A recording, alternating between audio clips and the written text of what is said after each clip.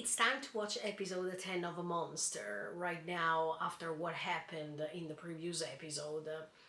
Temma needs to go on with his mission. Let's see what's going to happen. Let's watch it together.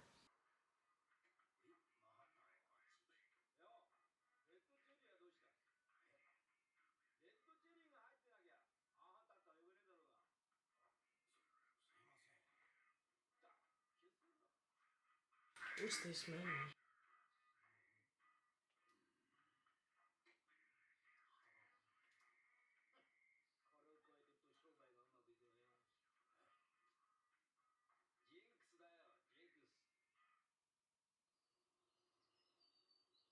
Okay, there then.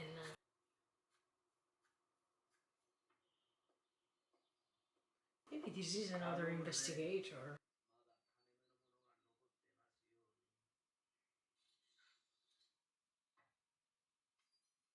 No, is this a thief?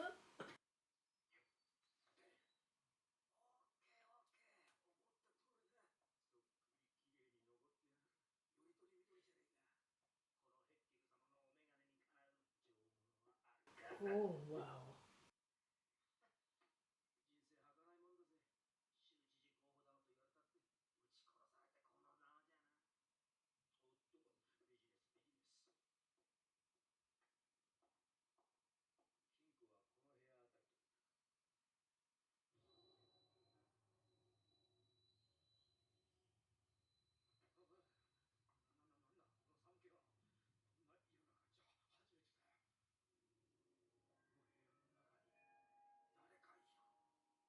Whoa.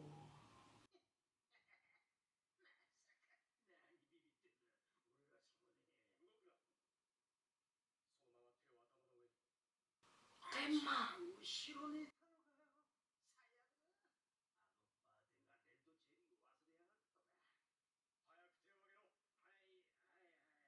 Is it Emma?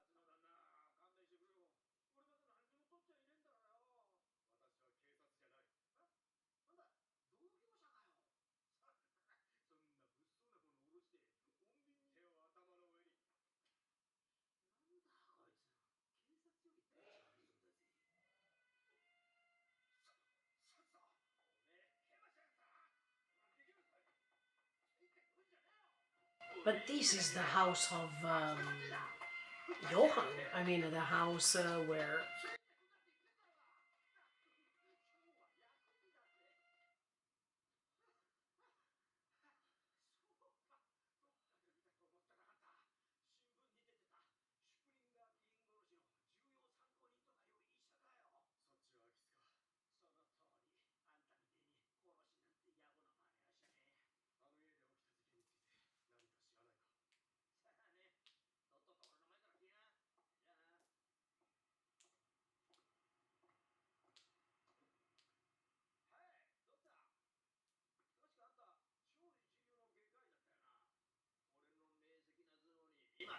Yeah.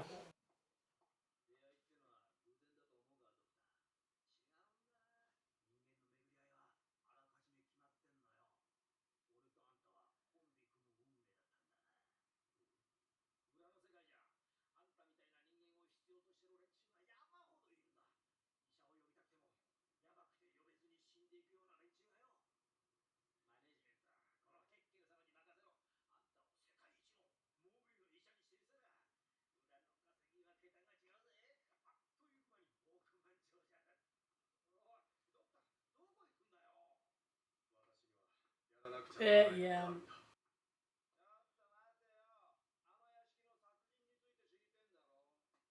So you know.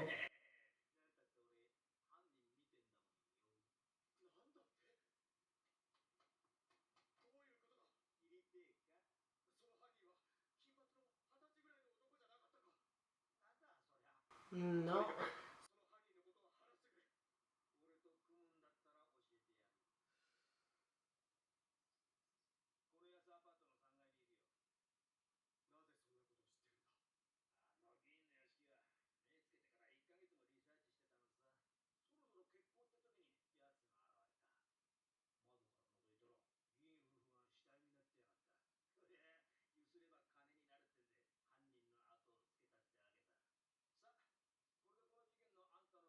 Of course, he's innocent.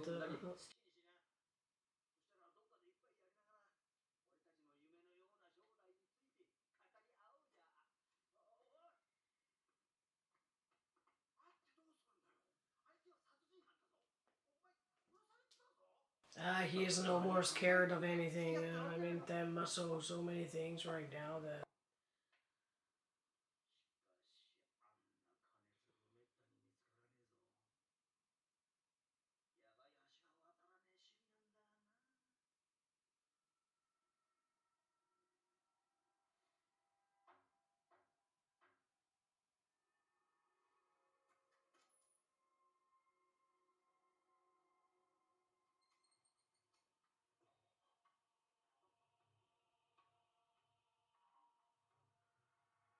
He needs to try to convince him to not to do anything bad.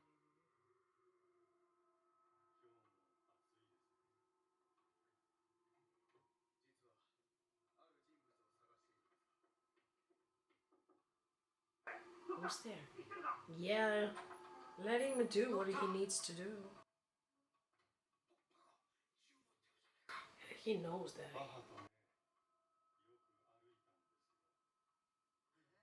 Okay.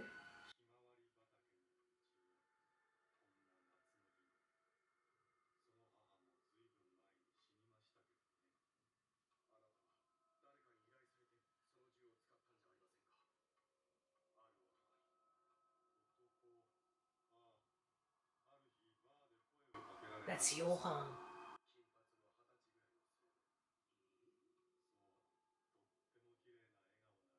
Eddie? No. He changed the, yeah,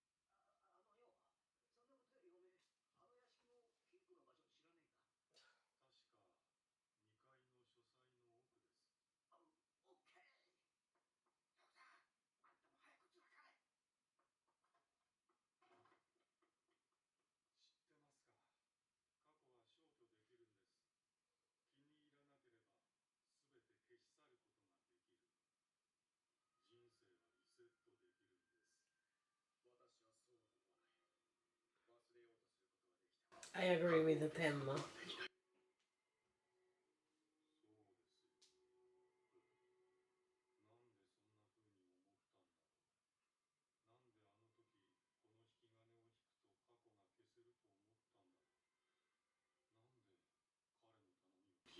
That's the most important thing to understand. He was manipulating you.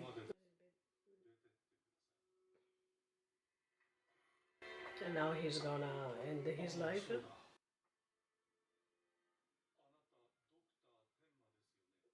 Yeah, how do you know that?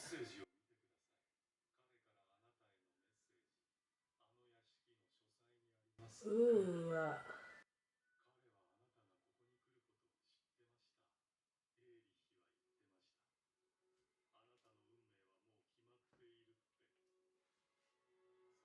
No!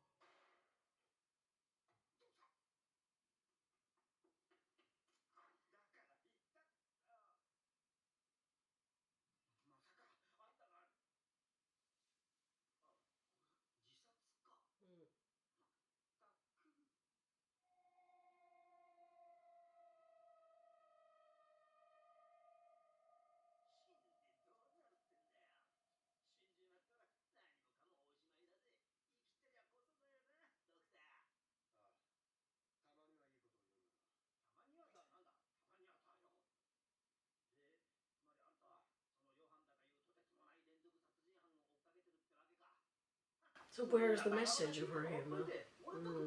Maybe some code message?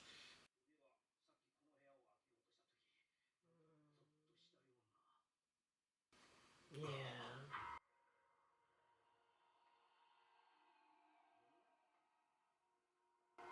Who's behind the painting? What's that?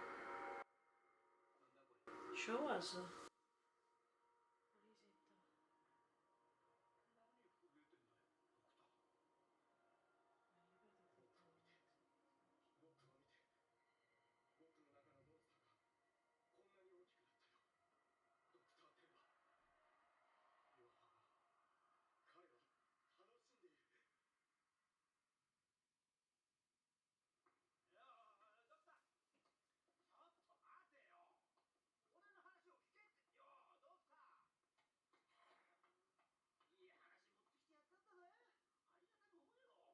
But now where does he wanted to go? Because he didn't have a hint where Johan is right now.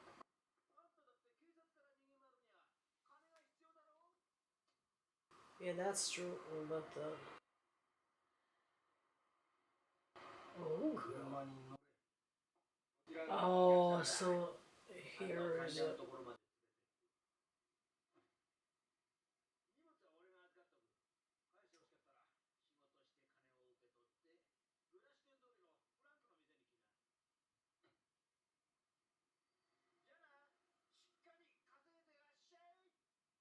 No way.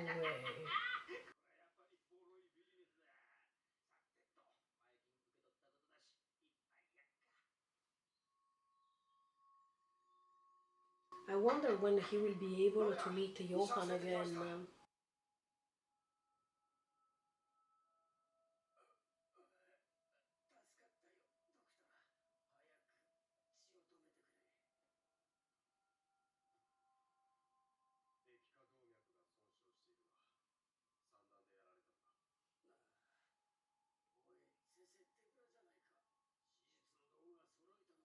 No, he doesn't have anything.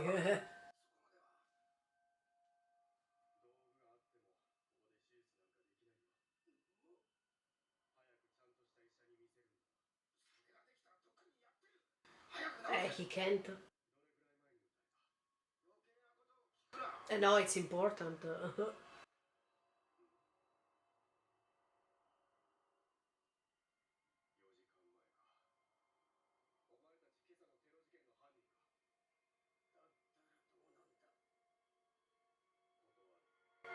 Ooh.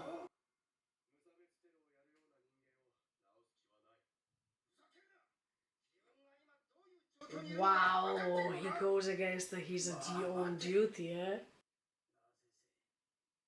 he will not.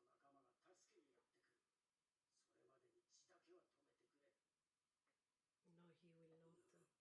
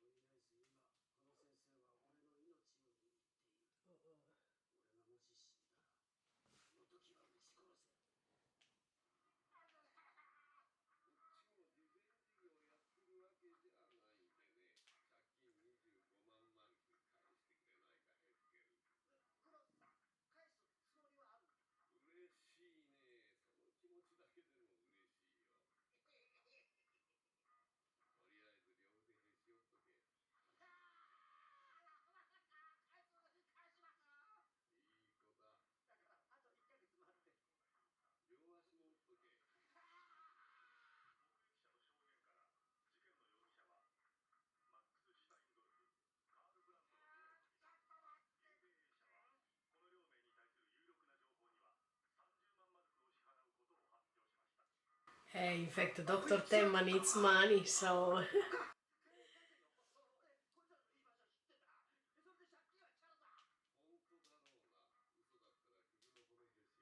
I think you're gonna have a bad ending. Eh?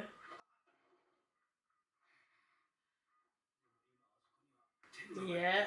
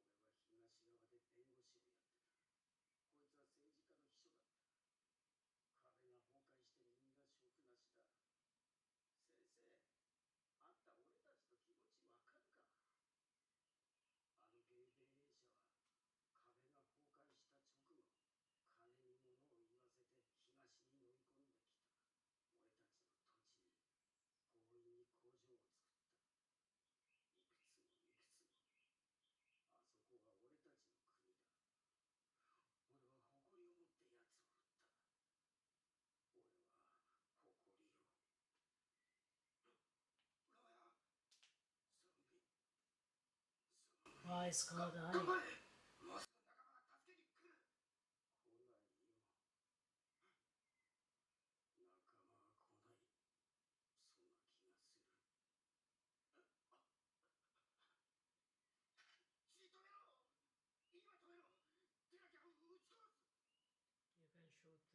But he's not going to change his mind.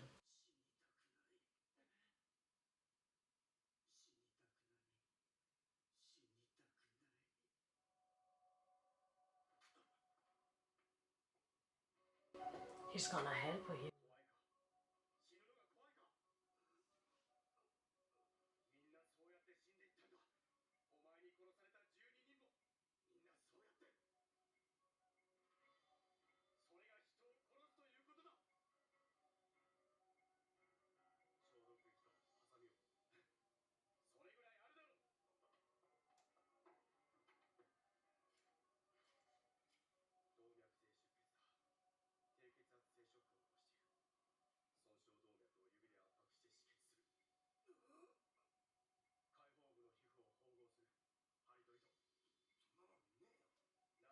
But anyway, he can't stop. He can't refrain himself from saving lives, no matter what they do. Whoa, wow, wow. But he saved his life.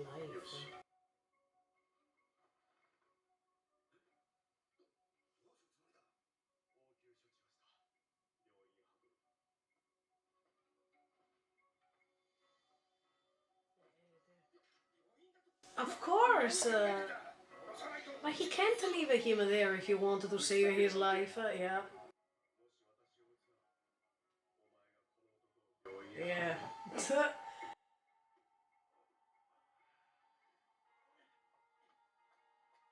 So Dr. Tenma is gonna gain 300,000 marks. Ooh, police is coming.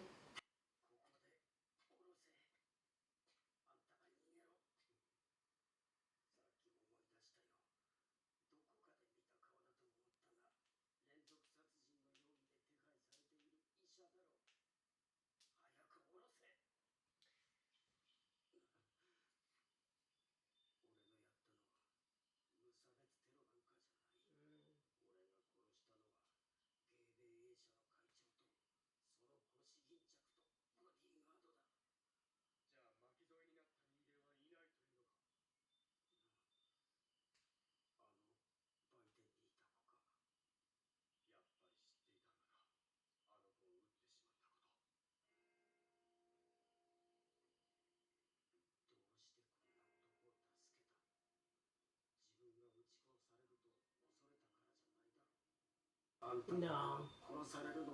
No, in fact, he's not afraid at all.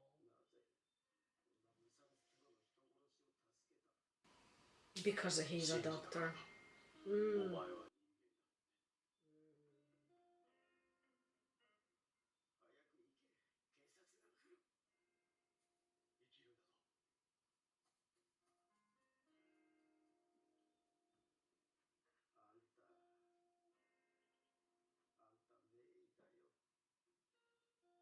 Oh, yeah.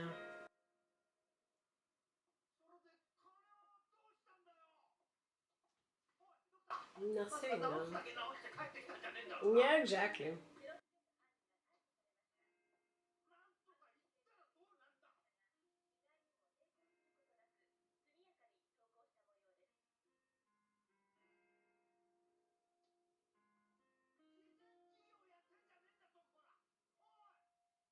It was interesting to see Temma's behavior in this episode because at first he had a moment in which he didn't want to save that man, and this is because of what happened with Johan. He had the instinct to save his life, and then it was a wrong choice that he made, in his opinion. But immediately after, he said that he could realize how human being that man was, no matter what he did, and he was believing in his words when he was saying that he was afraid of dying. he also couldn't resist from saving his life because of the role that he's impersonating, that means a doctor. And of course, when you're a doctor, it's very difficult to refrain yourself from saving someone's life. Also because it's part of your own duty. And when you become a doctor, you have to swear that you're going to save people's lives, no matter who they are. So in his position, it was very difficult to refuse and say, no, I don't want to do that, or something like that. I mean, instinctively, I understand Tenma because of that huge mistake that he made by saving Johan. And Johan, at this point,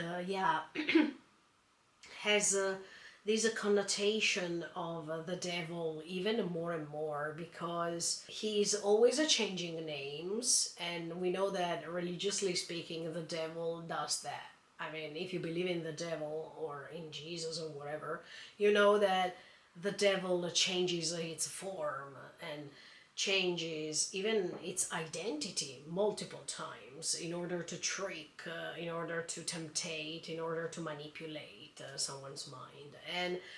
And that's a typical characteristic. But at the same time, even the fact that Johann is a very beautiful man, the beauty, the carnal beauty that is used by the devil to represent itself, to manifest himself as a very beautiful image, also because the devil, that means Lucifer, if we follow the religious the religious pattern, Lucifer was one of the most beautiful angels before descending to hell. Of course, all these characteristics are making Johann resemble as the devil, especially because of the message that he left to Temma, that he was saying, look how monster I'm becoming, even bigger and bigger and bigger. And the way in which he's manipulating other people,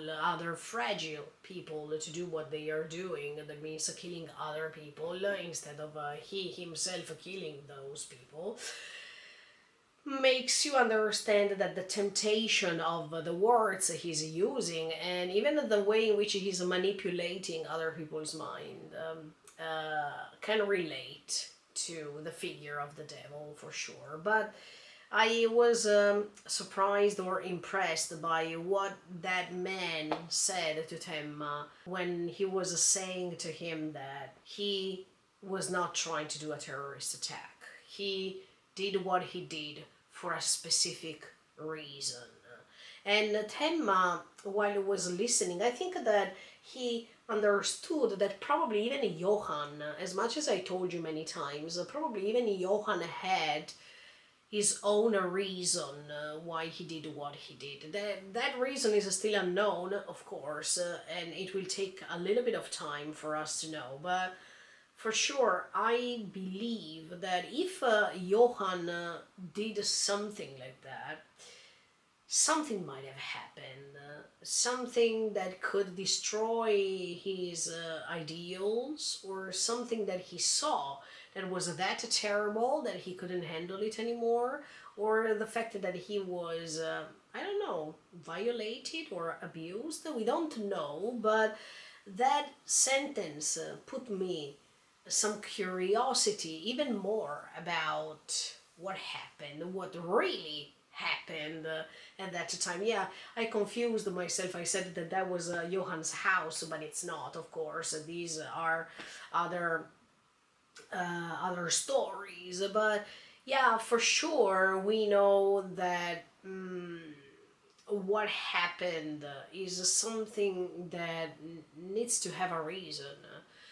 No matter if Johann, of course, is the culprit of this murder that happened many years before or not, but we needed to see that Johann keeps telling people that they should erase what's in front of them. Yeah, even the title of this episode is Erasing the Past. And maybe Johann thinks that by killing he can erase what happened, But I agree with Temma when he says that it's impossible to erase. I mean, you can try to forget, but when something happens to you and it's already part of the past, it's something that it's forming you. It's something that defines you. And it's very impossible to erase it unless you have an amnesia and you lose your memories. But this is not what happened to Johan. So we will see how this goes on. But for sure, Tenma right now, it's put all the times in contexts where he is.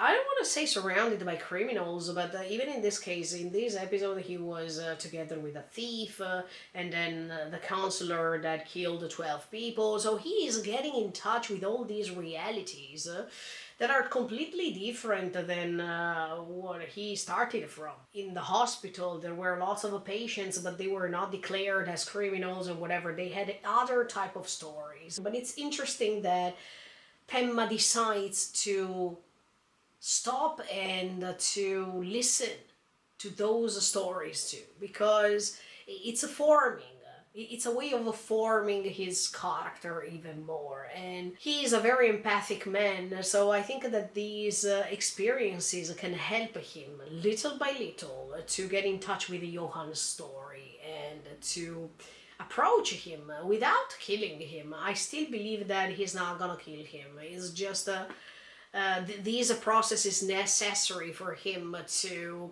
get in touch with many realities, even the most disturbing ones, to be able to decode Johan's personality in order to reach his core, I mean, the core of his soul. And no matter if that core is terrifying or not, yeah, even the feeling that this thief had before entering that room, that is the studio where Temma found the message, yeah, this negative feeling that he felt, we don't know if that's relating to Johan's presence or not.